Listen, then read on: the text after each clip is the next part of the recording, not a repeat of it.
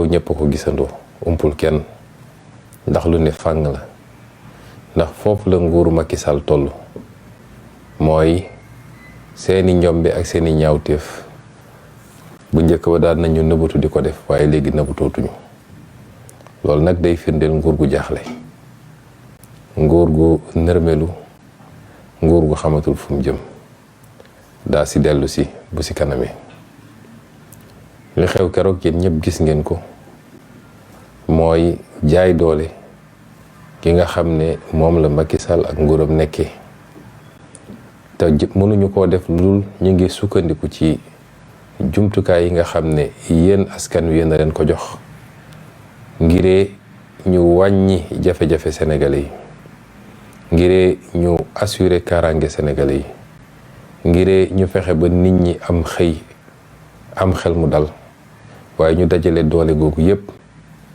daat koy orienté ci nu ñuy def rek ba faagaagal képp kuy opposant ak képp koo xam ne nee nga bokk ma gis-gis ak ñoom mu mel ni li ci ëpp nag ñu ngi ko juble ci sama jëmm ji te loolu li ko waral yéen ñëpp xam ngeen ko Sénégal yëpp xam nañ ni bu dut woon police ak gendarmerie ak parti kese Macky Sall xam na ni ñoo ko ëpp doole foofu ci réew mi li xew keroog ñëpp ko gisandoo mooy ne forcé Ousmane Sonko dina dem tribunal ci jamono joo xam ne amul benn loi ci dëkk bi du constitution du loi boo xam ne nee na ci genre dossier bi farata la ci man ma teew tribunal bu ma sooboon sax ma ne dew ma tribunal du tee procès ba am juge bi àtte nu mu ko neexee li ñuy wax jugement par défaut kon amul lenn lu mën a justifier ci dossier boo xam ne correctionnel la nga ne forcé rek dinaa wañ loxo nit yóbbu ko tribunal ba tax nga toj otoom ba tax nga gaañ ko waaye li gën a garaaw nga jël produit boo xam ne ñëpp xam nañ ni produit toxique la mooy produit boo xam ne lu mën a gaañ nit la lu mën a def jombe yu bari la ci wér-gu-yaramu nit jàkkaarloog moom pomp ko ci kanam ci bët nokkiloo ko te produit boobu mën a am lu bari lu mu yàq ci wér-gu-yaramu nit kooku jamono ji ñu tollu tembe xamaguñu produit boobu lu mu doon yónnee nañu li nga xam ne moo nekkoon ci suñuy kaw yére bitim réew pour ñu def analyse yi ndax fii lañ ko bëggoon defee waaye nee nañ ñu laboratoire yi nekk fii amuñu jumtukaay yi pour defee ko fii ci Sénégal ñoo ngi xaar résultat yi am na loo xam ne lu nit yi liggéey ci santé am na lu ñu njort ni lool la ci benn produit boo xam ne agent anti-émeute la yu ñuy utiliser ci yu mel noonu bu dee boobu la am na lu bari lu mun a def ci santé ci li war jëm ci mbirum bët ci dem di ci mbirum noqi ak poumon ci dem ci li dem ci wàllu xol ak ci li dem ci wàllu biir moo tax keroog biñ ma ko defee ca saasa de métti woon na lool ci bët yi ak ci noqi bi waaye bi ñu eggee kër ga ci ngoon leneen ak leneen yokku na ci amoon nañu ay douleur ci biir bi amoon nañu yeneen ak yeneen douleur ba tax ñu ne faw rek ñu dem hôpital ñu xool ñu waaye Sénégal yëpp gis nañ ni bi ambulance jógee fii di dem dañoo lànk ne ambulance bi du yegg ci sama kër il a fallu que samay avocat seen bopp ñëw dugg ci biir ambulance bi ànd ak ambulance pour ambulance mun a yegg ci sama kër moo tax ma ne tentative d'assassinat la mooy pexe la pour faat suñu bakkan te du pexe bu jiitu te gëmm ni dina doon pexe bu mujj ñi ngi sant yàlla nag ndax bi ñu dugg see fii ci clinique ba léegi wax dëgg yàlla macha allah dañ fee fekk personnel médical bu mat lañ ko doyee samay médecin bopp déplacé wu nañu jóge seeni cabinet spécialité bu nekk ñi nga xam ne ñoo ma ciy suivre ñëw nañu fii def seen liggéey niñ ko war a defee ànd ak ñi ñu fekk fii ci clinique bi ñu ngi leen di gërëm di leen sant.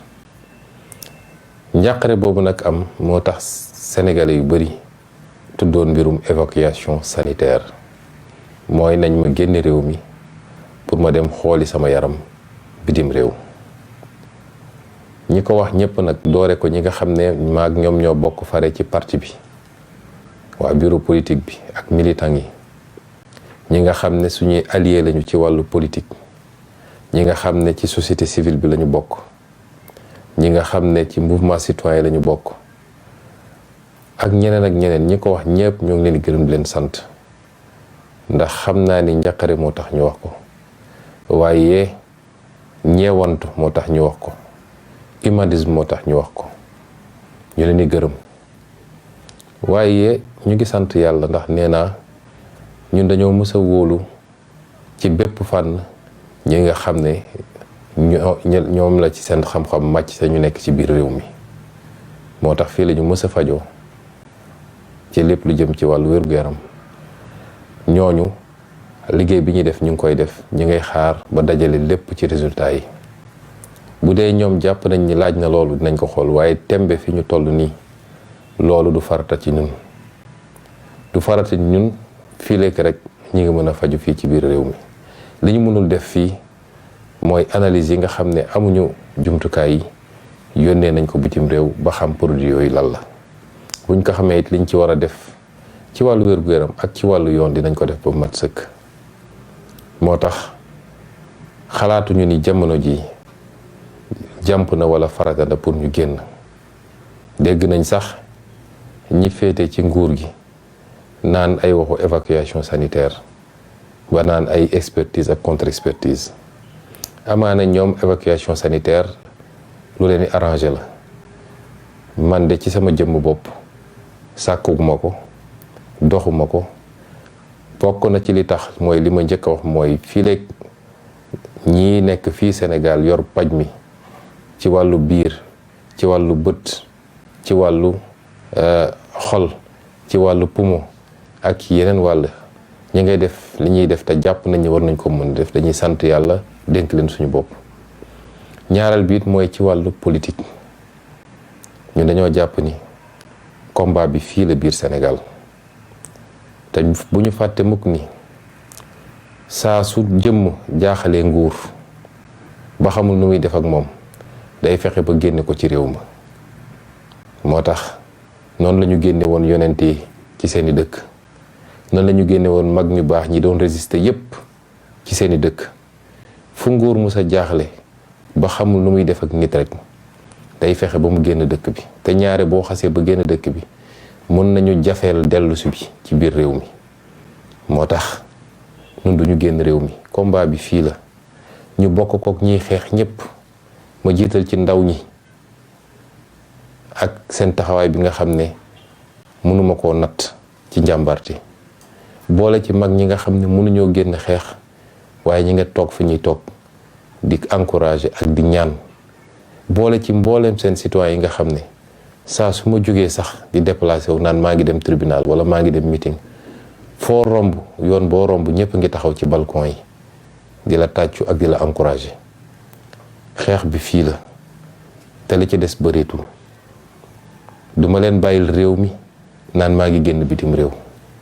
loolu rek la ñu yàkkamti, te bis buñ ko defee dinañu yeggali seen liggéey, mooy xool nu ñuy doggalee li fi nekk ci résistance, xool nu ñuy def ba cibler ñi ñu war a cibler.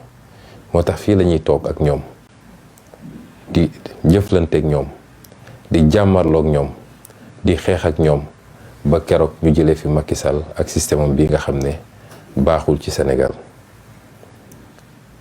ñi ngi nag ci situation boo xam ne weer wu nekk, semaine bu nekk, bés bu nekk dafa am solom. xeex boo gis bu mus a defar société définitivement, cappaandaw gi mooy gën a métti lépp, te foofu la ñu toll. waaye suñu gëmee suñu bopp, dëggal suñu bopp, gën a takku, li nga xam ne mooy mottali xeex bi soreetul. li ma ci jàngat bari na ci, dinaa ci dellu si.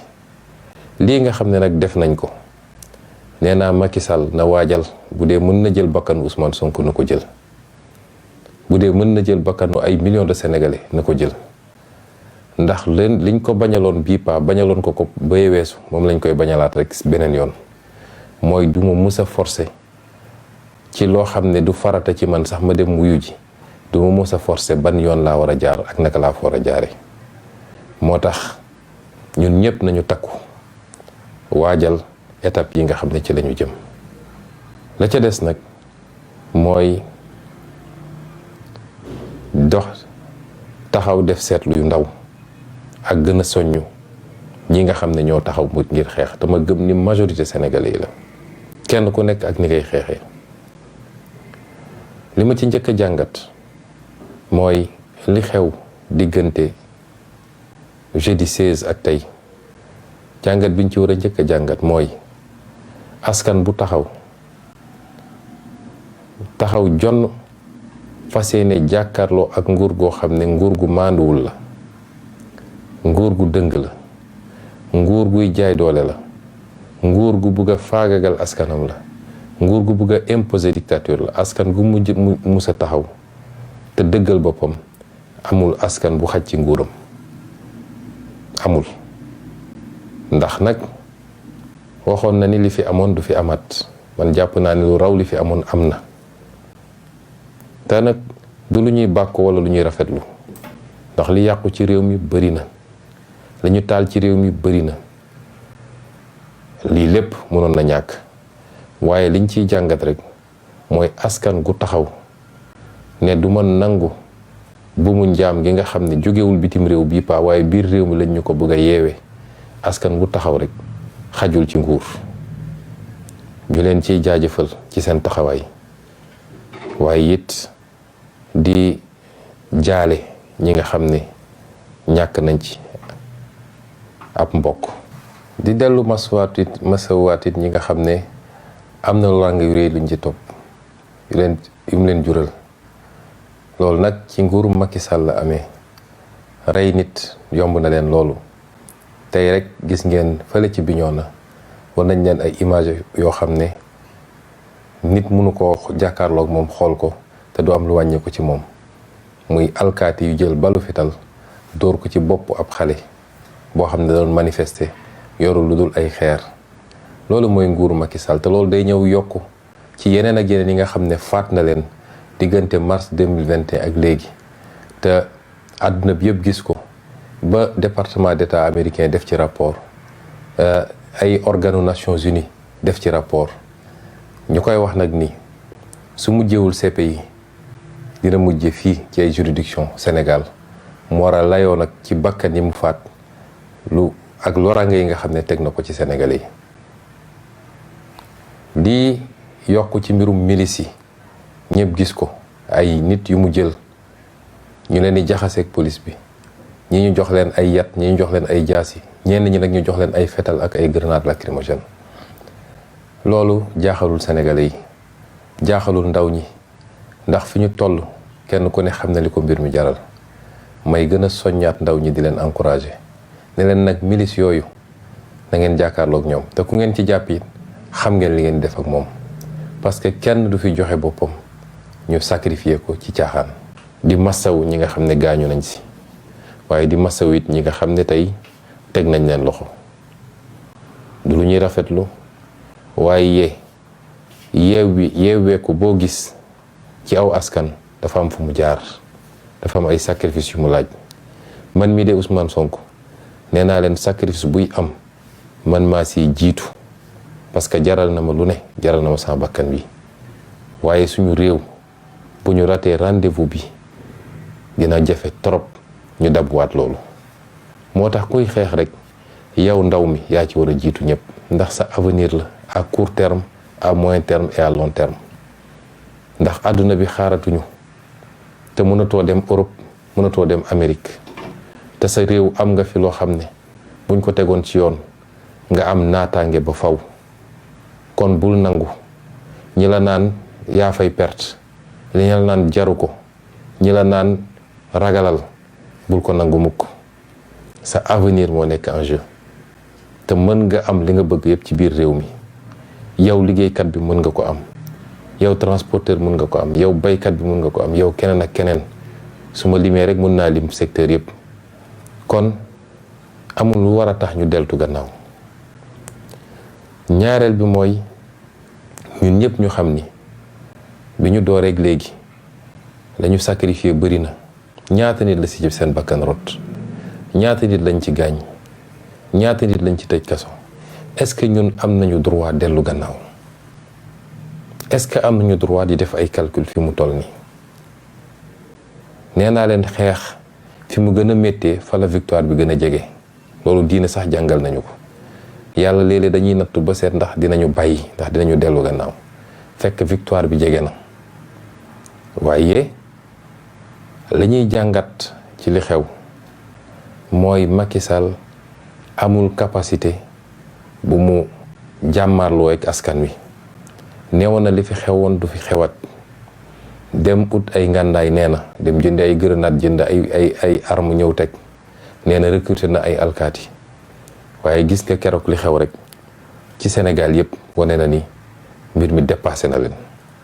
am na bërëb yu bari boo xam ne dem nañu ba grenade bu ñu sànni sax amatuñu ko. loolu li mu wane mooy bu askan bi yëpp yokkee taxawaayam, su doon téeméer génn, juróom fukki téeméer génn, man gëm naa ni ci ñetti fan ñeenti fan coow li dina jeex tàkk.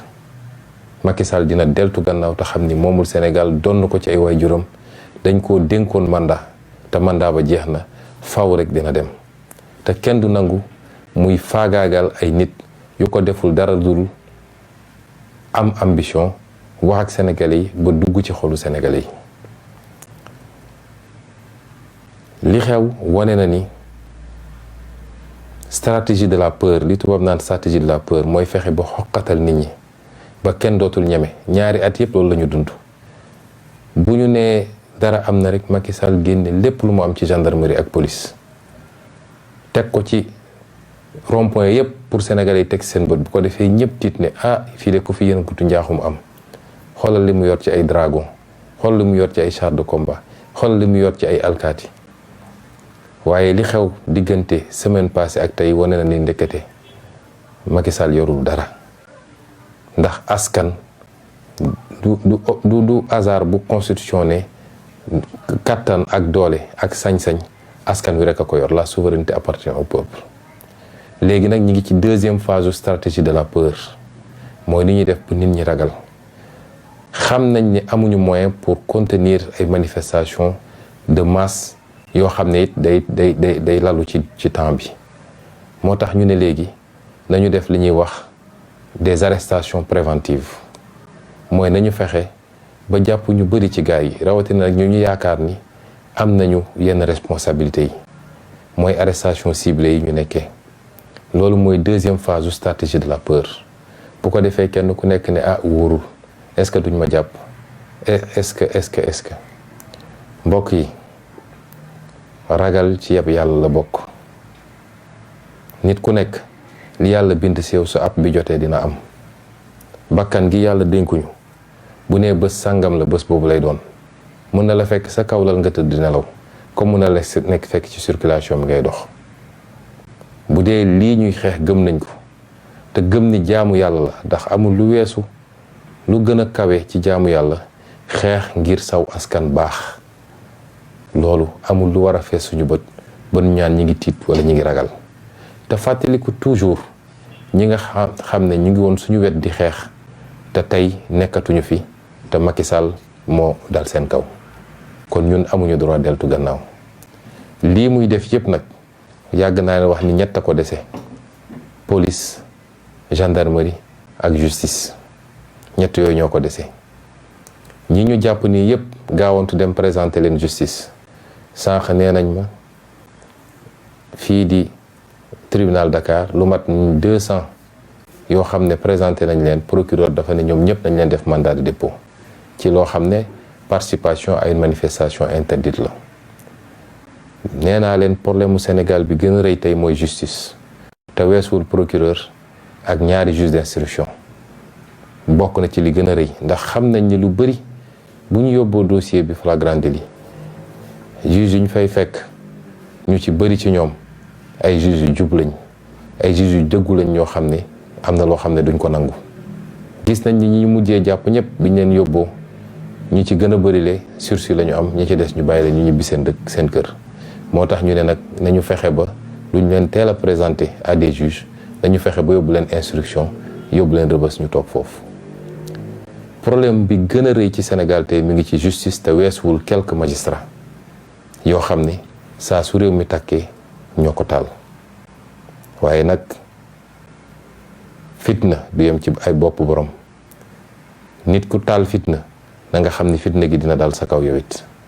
kon ñu ngi masawu ñëpp wax ni stratégie terreur boobu nag andi nañ ko ba hôpital bi ma nekk tey, ndax ci suba ba léegi convoqué nañ waa hôpital bi police di leen laaj question yoo xam ne kenn xamul naka lañ ko mënee laajte nitu hôpital. pourquoi Ousmane Sonko nekk seen hôpital, lan la fay def, ak wax yoo xam ne kenn xamul lu mu doon. mu mel ni léegi crime la Ousmane Sonko tawat am hôpital bu mu dem ñu faj ko comme tous les Sénégalais. kon gannaaw bi ma waxee li xew yépp ci bés ba, wax leen gën leen soññ ci taxawaay bi, xeex bi na gën a dëgër, na gën a taxaw. te man mii di wax ak yéen bu soobee yàlla ëllëg dinaa jóge ci hôpital bii dem sama kër yeggali fa sama noppalu. waaye xam leen ni kenn du ma jiitu ci xeex bi, lu mu laaj rek bu soobee yàlla dinañ ko def. ndax xeexaluñ ko suñu bopp, dañ koy xeexal suñu réew, dañ koy xeexal suñu sët ak suñuy sëtaat. bu leen kenn xoqatal, bu leen kenn tiital, bu leen topp ñi nga xam ne seen intérêt kese moo leen tax a jóg, ndax liñ leen di jox ñu wër di wax. réew mi suñu réew la ñun ñëpp, ñun rek ko mën a defar. kon di leen gën a lancer appel boobu, di ko lancer coalition bi ma bokk, di ko lancer l'ensemble des forces vives de la nation. di wax nag ni dafa jot ñëpp ñi nga xam ne ñi ngi ci ay xeex nañu fexe ba xeex yooyu ñu dajale ko, muy la jonction des forces vives. di masaw it suñu mbokk, suñu xarit, suñu frère Dame Mbodj mi nga xam ne Sénégal yëpp gis na ni essayé nañoo faat bakkanam ci loo xam ne kenn xalaatuloon ni am na Sénégal. duggulet nag, ndax def nañ ko ci ay soldats yu réer. kii ñu gis retrouver corps bi, kenn ba léegi kenn gisu ko. gis nañ fi ay nit yu dugg ci police ak seen wér-gu-yaram, ñu génne seen néew ay fan ci gannaaw. lépp ci nguuru Macky Sall la fi amee. lii nag bu woyee kenn ku ne dina ut jumtukaayam, ni ko kenn ci ñi doon waxtaanee démb waxee. ñu naan ñu ngi koy wër, kenn ku ne di nga dem wut say jumtukaay daal di waajal sa bopp, fajal sa bopp. te li ci gën a yéeme mooy bu kenn yaakaar ne justice dina ci àddu mukk ci àdduna. Dame Mbodj ak keneen ak keneen ku déposé plainte, justice du musa yëngatu ne day def enquête. man mii di wax ak yéen rek am naa lu mat ñaari plainte yoo xam ne mi ngi ci table justice 2017 ak léegi, amul benn boo xam ne mës nañu ubbi enquête. te moo neem ku déposé plainte ne Ousmane Sonko rek ñu ne nañu gaaw ut fuñ ko jaaree ba tere ko nekk candidat. di masaw Dame Mbodj bu baax, di masaw it maître Clédor Ciré Ly nga xam ne mag la, waaye liñ ma sotti lañ ko sotti. te muy koo xam ne dafa am ay jafe-jafe ci wér-gu-yaram, moo tax ñu rawale ko mu dem bitim réew ñu xool yaramam. di ko masaw, di masaw njabootam, ndax lii mënoon na ko jural loo xam ne kenn xamul fu mu toll, kenn fu mu yegg. kon ñu ngi masaw ñooñu ñëpp. di dellu wax nag ni lii lépp li koy faj mooy kenn ku nekk ñun ñëpp nañu takk suñu ndigg, fas yéene jàkkaarloog Macky Sall, jàmmarloog moom, xeex ak moom, jële ko fi. ci fan yi di ñëw ànd ak xeex bi ñi nga xam ne ñu ngi koy xeex muy xeexu terrain bi, dina am yeneen xeetu xeex yoo xam ne dinañ ko andi. ndax am na koo xam ne mënul génn ci mbedd mi xeex, waaye am na yeneen xeetu xeex yi mu mën. moo tax bañ doon andi xalaatu concert casserole, li kon doon mooy jàpp ni am na ñoo xam ne mënuñu génn dem ci mbedd mi xeex, mënuñu dem manifestation, waaye taxaw sa balcon wala sa ëttu kër yor sa casserole dóor yomb na. ci noonu la ñu wax ni képp koo xam ne Macky Sall ni mu yoree réew mi neexu la dañu lancé yeneen xeetu xeex yoo xam ne mun na jëm ci grève générale ñu fexe ba réew mi yëpp ne tekk tekkaaral ci ñaari fan, benn fan, ñaari fan, ñetti fan. kii nga xam ne yow sa magasin nga yor te d'accord ci ñu yoree seen réew mi am nga sañ-sañu tëj sa magasin ne ñaari fan yi duma ko ubbi dina la xañ ñaari fan dépense waaye loolu mooy sa asaka ci xeex bi nga xam ne ñu ngi koy xeex. ki nga xam ne sa oto nga yor di transporteur am nga sañ-sañ ne ñaari fan yi dinaa taxawal sa moto duma ko dawal loolu dina paralyser réew mi yëpp àdduna yëpp gis ni Sénégal ànduñoo ak Macky Sall. mun nañu dem nag ba def campagne désobéissance civile mooy bu dee nguur dem na ba légitimul bu dee nguur dem na ba méngootul ak askan wa gisatul boppam ci nguur googu askan wa am na sañ-sañu def li ñuy wax désobéissance civile mooy lenn ci ay loi yoo xam ne ñu ngi koy teg te jaaduwut waa askan wi yëpp ànd ne d'accorduñu ak loi bi te duñ ko appliquer. kon bëri na xeetu xeex yoo xam ne ci fan yi bu soobee yàlla mun nañ ko taxawal boole ko xeex bi nga xam ne ñu ngi koy xeex nag sur le terrain. xeex bi nag foofu lay daanele lépp ci organisation la nañu bàyyi wax ju sew ji ndax jaru ko. nit doo nekk ci xeex ku nekk di jiiñ moroomam ku nekk naan diw deful lii ak diw def na lii ñëpp a ngi def kenn ku ne dafa am luñ la sant ak luñ la sas te yaa ngi koy def. nit na def loo xam ne moo ëpp fuuf li fës te nit gisu ko dafa am loo xam ne àndul ak xeex waaye toog sa gannaaw clavier ku ne nga attaqué ko te xamoo kook lu muy liggéey ci xeex bi loolu ku bëgg a saboter xeex bi moo koy def. bu ñu paree li ñuy def dañu toog def suñu évaluation waaye nañu bàyyi wax ju sew ji ndax amul njëriñ ki nga xam ne yow xeexoo kenn gisu la waaye nga toog sa gannaaw écran di bind di casser moral troupe yi wala di andi xuloo ak xeex ci diggante troupe yi kooku liggéeyaloo ñu da nga liggéey contre ñun. nañu bàyyi loolu xeex bi dañ koy gañe te mën nañ ko gañe nañu organiser xeex bi nañ ko synchroniser ndax waxoon naa leen keroog bis buñ ko tasaaree lépp ñu koy defandoo ci territoire national bi xajuñu ci kaw Macky Sall. bu leen dara fees seen bët jàpp nañu nangami nit bu mu fees seen bët ñun ñëpp ay soldats lañ fi mu toll nii dañoo tayle suñu bopp yooyu yëpp bu mu fees seen bët nañu organiser xeex bi defaraat taxawaay yi te it fi may daanele nañu moytu yenn yi ndax day yàq xeex bi. wax naa ñu bëri ni war nañoo weesu fu ñuy jàppee suñuy militant ci ay post Facebook bis bu ne ma wax ko wala ci ay réseaux sociaux nañu moytu loolu. naka la nit di mun a jóg bind loo xam ne leer na lii su ma ko dugalee ci Facebook mën nañ ma ci jàpp na kenn ku ne xam ni fële ci police ay écran yu bëri lañ fa teg recruter ay nit yoo xam ne suba ba ngoon jot ñi ngi xool page Facebook bu nekk lan lañ fa publier. kon bu ñu sabootee xeex bi ñuy xeex kenn ku ne am nga sañ-sañu di bind ci réseaux sociaux yi waaye nañu moytu di ci bind loo xam ne day yombalal ñii seen liggéey pour ñu ñëw di jàpp nit ñi.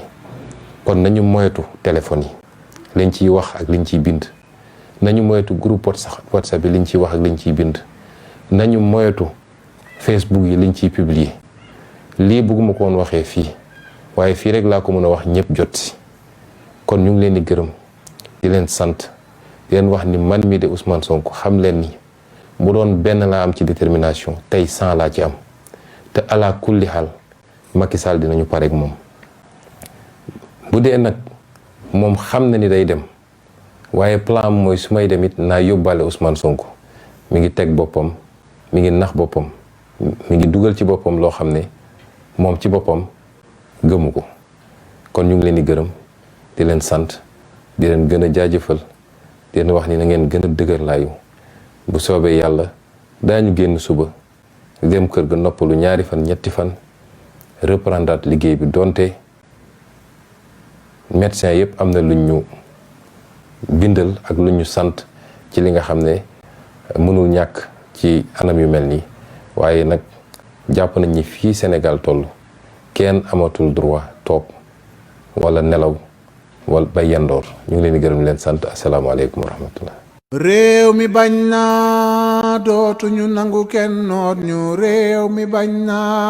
Et à toutes. Et commençons ces propos par des mots de remerciement. Remerciement par rapport à tout ce qui s'est passé depuis jeudi, par rapport à toutes ces inquiétudes qui ont été exprimées par tous les compatriotes, mais également par beaucoup de partenaires internationaux qui se sont enquis de ma santé et qui se sont beaucoup inquiétés. Nous rendons grâce à Dieu et nous remercions également tous ceux qui ont fait le déplacement pour venir ici à la clinique et qui n'ont malheureusement pas pu me voir, que ce soit les partenaires politiques, les mouvements citoyens, la société civile, les citoyens de tous bords. Nous vous remercions pour ces gestes d'abord de compassion, mais également ces inquiétudes qui ont été exprimées. Vous rassurez qu'on va beaucoup mieux et nous le devons au personnel médical qui n'a cessé d'être à nos côtés depuis qu'on est venu à cette clinique, toutes spécialités confondues, et qui ont fait un travail extraordinaire pour nous permettre de nous adresser à vous aujourd'hui. Parce que il y a 3 ou 4 jours avant, nous n'aurions pas pu nous adresser à vous dans ces conditions. Ce qui s'est passé s'est passé au vu et au su de tout le monde. Il ne s'agit ni plus ni moins d'une tentative d'assassinat, sinon d'assassinat, au moins d'attentat contre mon intégrité physique.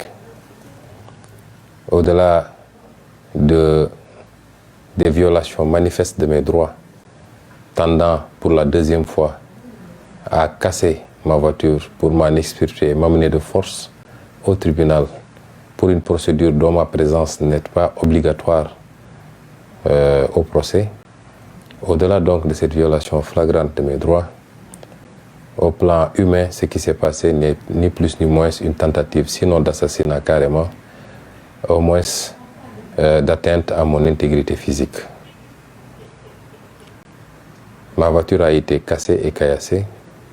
J'ai été brutalisé, mais le pire, c'est que les agents de la police et de la BIP particulièrement m'ont aspergé d'un liquide à bout portant, un liquide extrêmement toxique qui produit des effets aussi bien respiratoires, des effets au niveau des yeux également, de la vue donc, des effets cutanés au niveau de la peau, mais également des effets au niveau de l'appareil digestif. Ce produit, nous ne savons pas encore exactement de quoi il s'agit, même si les médecins soupçonnent un produit particulier. Les habits ont été envoyés hors du pays pour les besoins de l'analyse, puisque malheureusement, il nous a été dit que les analyses ne peuvent pas être faites au Sénégal par nos laboratoires. Nous attendons d'un moment à l'autre certainement les résultats. Rien ne justifiait cette brutalité, si ce n'est une volonté de me nuire physiquement. Et ce n'est pas la première fois que cela arrive. Et cerise sur le gâteau, il m'a été refusé, aux circonstances aggravantes du moins, il m'a été refusé l'accès d'une ambulance la nuit pour pouvoir venir me prendre de chez moi et m'emmener à la clinique. Ce qui est extrêmement grave. Depuis quelques jours, nous sommes ici à la clinique et nous avons bénéficié de soins de la part de plusieurs spécialistes, ce qui nous a permis de nous sentir beaucoup mieux. Nous remercions donc tout ce personnel médical. Beaucoup d'entre vous ont parlé d'évacuation sanitaire pour que nous puissions nous rendre à l'extérieur et bénéficier pas forcément d'une meilleure expertise, mais de plateaux médicaux beaucoup plus élevés. Je vous remercie pour cette sollicitude. Je vous remercie pour les soucis que vous faites pour moi. Mais je considère qu'une évacuation sanitaire ne peut pas être à l'ordre du jour pour 2 raisons. La première, c'est que nous faisons confiance au personnel médical sénégalais qui est très compétent et qui est en train de faire un travail. Si ce personnel médical considérait un mois ou un autre que la situation exigeait une évacuation, nous examinerons évidemment cette possibilité. Mais pour le moment, nous sommes entre de bonnes mains et nous nous faisons traiter. La deuxième raison est d'ordre politique. Chers compatriotes, le combat se déroule ici au Sénégal. Vous comprendrez que dans l'histoire des combats politiques, à chaque fois qu'un pouvoir politique, qu'il s'agisse d'une royauté, qu'il s'agisse d'une république, d'un État, à chaque fois que des tenants de pouvoir ont été confrontés à une opposition qui les dépassait et qui leur posait problème, la première solution, ou l'une des solutions, c'est d'envisager de les exiler. Des prophètes ont été exilés, de grands saints ont été exilés, des résistants ont été exilés, parce que c'est la meilleure manière de couper le lien, momentanément en tout cas, entre la figure de proue d'un mouvement et le reste du mouvement. Et nous ne donnerons pas à Macky Sall cette opportunité. Et je voudrais dire à tout le monde qu'une fois sortis du territoire, ils peuvent avoir des instruments juridiques pour rendre mon retour beaucoup plus complexe et beaucoup plus difficile. Le combat se passe au Sénégal. Et il se passera, il se déroulera, il s'organisera en parfaite symbiose entre tous ces combattants, que ce soit ceux qui sont au niveau du top management, dont moi-même, ou alors ceux qui sont à la base et qui mènent le combat, de tous les citoyens sénégalais, de tous les patriotes. Et cela transcende les partis politiques, ça transcende les mouvements. C'est aujourd'hui un combat pour l'avenir de ce pays. C'est un combat pour la survie de notre patrie. C'est un combat pour la sauvegarde de notre démocratie, largement compromis par Macky Sall et son régime dictatorial. Et c'est pourquoi je resterai ici, au Sénégal. Et je continuerai le combat à vos côtés. Je voudrais simplement dire que la stratégie de la terreur de Macky Sall ne passera pas. De mars 2021 maintenant, énormément de gens sont tombés sous les balles de la police et des milices privées de Macky Sall. Aujourd'hui encore, à Bignona, dans le sud du pays, un jeune garçon a été fortement abattu d'une balle à la tête par les forces de défense et de sécurité. Je voudrais interpeller la communauté internationale que ces agissements constituent, in fine, des crimes contre l'humanité et que tôt ou tard, Macky Sall devra rendre compte, soit devant une juridiction nationale ou auprès des juridictions internationales, de ces crimes qui ne peuvent en aucun cas être impunis et qui ne sont justifiés que par son désir de faire coûte que coûte un troisième mandat et d'éliminer des adversaires politiques dont moi-même, Ousmane Sonko, considéré comme son principal opposant. Ce qui s'est passé est très grave et je dis à Macky Sall de prendre sous toutes ses dispositions s'il est prêt à attenter à ma vie, parce qu'à chaque fois, je lui opposerai la même résistance à chaque fois qu'il voudra violer mes droits les plus élémentaires et à chaque fois qu'il voudra procéder à une brutalité policière pour m'imposer soit un circuit, une trajectoire à suivre ou alors m'enfermer chez moi. Et c'est pourquoi j'en appelle à tout le monde, à tout le peuple sénégalais. Et j'en appelle également à tous les partenaires du Sénégal.